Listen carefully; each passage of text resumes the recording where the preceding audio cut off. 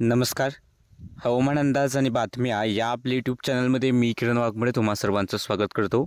आज 2 जून सकाळचे साधारणतः 9:30 वाजत आलेत. पाहूयात येत्या 24 तासात राज्यातील कोणत्या भागामध्ये पावसाची शक्यता आहे, कोणते तालुके असतील ज्या ठिकाणी पावसाचा अंदाज जरा जास्त आहे. डिटेल माहिती पाहणार आहोत, त्यामुळे व्हिडिओ शेवटपर्यंत नक्की पहा आणि चॅनलवरती असेच व्हिडिओ पाहायचे असतील तर चॅनलला आत्ताच नक्की सबस्क्राईब करून घ्या.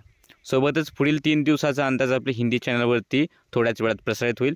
सर्वात प्रथम जर आपण पाहिलं की सध्या सकाळी नागपूरच्या आसपास, भंडाऱ्याच्या आसपास हलके थेंब देणारे ढग जमा झालेत आणि याच ढगाळ हवामानामुळे आज नागपुरात किंवा जे पूर्व विदर्भात उष्णतेची लाट गेले काही दिवस सक्रिय होती ती थांबणार आहे आणि या ठिकाणच्या तापमानात घट अपेक्षित आहे.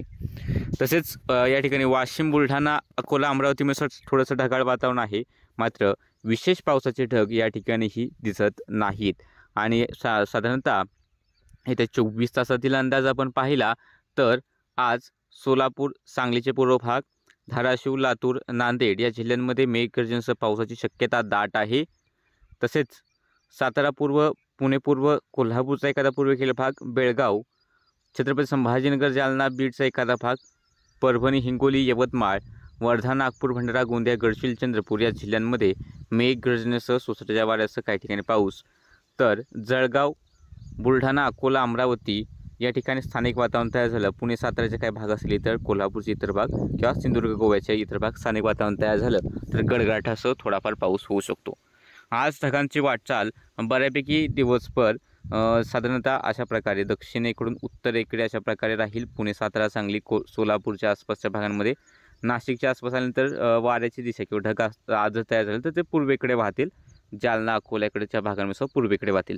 हे दुपारपर्यंत बऱ्यापैकी अशा प्रकारे ढगांची वाटचाल राहील आणि सायंकाळी मात्र सोलापूर, धाराशिव, लातूर, नांदेडच्या आसपासच ढग बऱ्यापैकी गोळा होताना पाहायला मिळतील. या ठिकाणची ढगांची वाटचाल क्षीण होताना दिसते, जास्त वाटचाल न होता ढग याच्या आसपासच सक्रिय राहतील. आणि जर आपण तालुकानिहाय जर पाहिलं तर आज सांगोला, पंढरपूर, मंगळवेढा, जत, उत्तर सोलापूर, दक्षिण सोलापूर, त्यानंतर अक्कलकोट, लोहारा, उमरगा, कळंब, वाशी, धाराशिव या तालुक्यांमध्ये पावसाची शक्यता जास्त आहे. तसेच लातूरमधील रेणापूर, औसा, निलंगाच्या आसपास, उदगीरच्या आसपास पावसाची शक्यता अधिक आहे. तसेच नांदेडमधीलही आपल्याला बऱ्यापैकी भागांमध्ये मेघगर्जनेसह पावसाची शक्यता आज पाहायला मिळेल.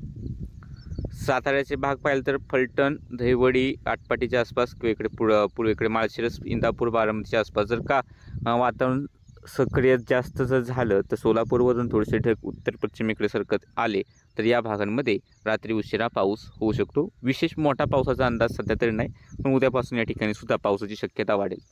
तसेच कर्जत, जामखेड, पाटोदा, अंबाजोगाई, कैंज, परळी या ठिकाणी सुद्धा थोड्याफार प्रमाणात आज पावसाची शक्यता दिसते. साधारणतः 30 ते 40% शक्यता आपण धरून चाला.